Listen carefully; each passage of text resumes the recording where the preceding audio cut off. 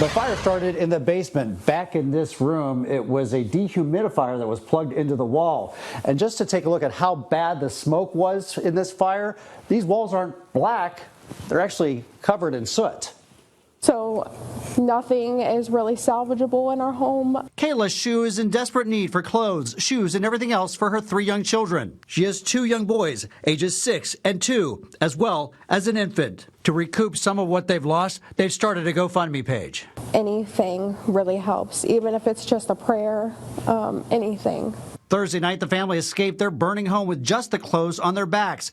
Kayla had just given the 3 boys a bath and was about to lay down and go to sleep when all of a sudden her 6-year-old boy came into the bedroom. He said, Dad, my TV's off.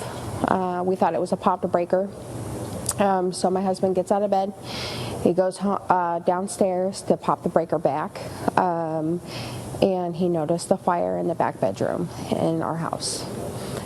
He starts screaming, fire, fire. The couple didn't have renter's insurance, and April says her husband just lost his job after he was in a bad accident last week. His whole passenger side of his truck was gone. The couple's 3 dogs perished in the fire from the thick smoke. At least you guys are safe. That's the big thing. I wish we could have got at him. I wish we could have got to him. Friday night, Kayla thanked the firefighters who were there in their worst moment. So as the firemen came down, we were initially told we thought it was the electrical panel. Rittman Fire Chief Kyle McDonald says a thermal imaging camera located the real source of the fire. It was behind a closed door on the opposite side of the home in the basement. These 3 pieces were what were on fire when they entered the room. A dehumidifier and 2 nearby pieces of furniture. So this cord was a dehumidifier, but it was plugged into an extension cord, is that correct? It was actually just plugged into the wall outlet. Oh, into the wall. So that's why we determined that it was just the dehumidifier itself that faulted, that ended up starting the fire, because that's where all the damage is. The chief says as it gets colder, his department tends to get more call-outs for fires. He says to never leave dehumidifiers or space heaters alone,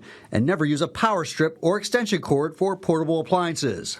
A lot of these appliances draw way too much power current, and it overheats the circuit, and that's the first thing to fail.